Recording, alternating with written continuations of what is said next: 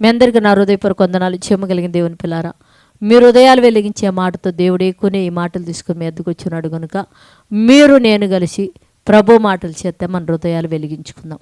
మన హృదయాలు వెలిగించబోయే ముందు రాత్రికాలం నుంచి మిమ్మల్ని, మీ కుటుంబాన్ని, మమ్మల్ని, సంఘాన్ని, భూమి మీద ఉన్న ప్రతి బిడ్డను కాపాడి భూపిరిని జీవాన్ని ఇచ్చిన దేవుడికి మన ప్రభు అయిన యేసుక్రీస్తు వారి నామములో స్తుతులు స్తోత్రాలు చెల్లించుకుంటూ ఈ దినం మన హృదయాలు ఏ మాటలు చేతితే దేవుడు వెలిగించాలనుకున్నాడు ఒకసారి మనం చూడగలిగితే యెషయా గ్రంథం 53వ అధ్యాయము 10వ వచనంలో ఒక మాట రాయబడింది. దేవుని పిల్లడ ఏంటి అని మనం చూడగలిగితే, అతడు తనను తానే అపరాధ బలిగా చేయగా, అంటే మహానుభావుడైన యేసుక్రీస్తు అంట తనను తానే అపరాధ బలిగా చేసుకున్నాడంట.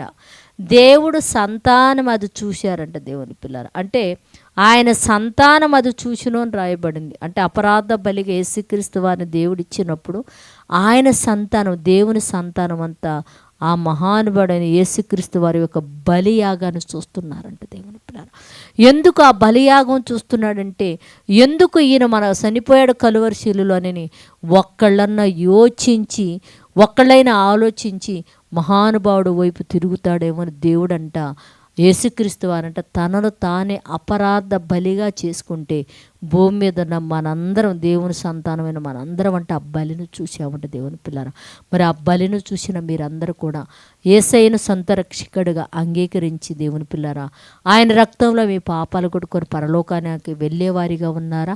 భూమి మీద ఉన్న అందరలా మారిపోనట్లు ప్రార్థించిద్దాం. పరిశుద్ధుడా, జీవము కలిగిన మా పరలోకపు తండ్రి, నాయన నీ కృప కలిగిన నామానికి వందనాలయ్యా. మహానుభావుడైన యేసుక్రీస్తుని అపరాధ బలిగా తండ్రి మా కొరకును అర్పించి ఉండగా భూమి మీద ఉన్న మేమందరము తండ్రి ఆ బలిని గురించి, ఆ యాగాన్ని గురించి వింటున్నాము, చదువుతున్నాము, ధ్యానిస్తున్నాము తండ్రి. భూమి మీద ఉన్న నీ బిడ్డలందరూ ఆ బలిని గురించి ఆలోచించినైనా, యేసయ్య పాదాల దగ్గరికి వచ్చినైనా మారుమనసు రక్షణ పొంది నీ దగ్గరికి చేరే భాగ్యం అనుగ్రహించమని అడుగుతూ తండ్రి, ఎంతమంది అయితే ఈ మాటలు చూస్తున్నారో కుటుంబంలో మంచి ఆరోగ్యం దయచేయండి నాయన. అయ్యా ఇదిగో వాళ్ళ కుటుంబంలో లోటుగా ఉన్న ఎన్ని సమకూర్చి సహాయం చేయండి తండ్రి నాయన.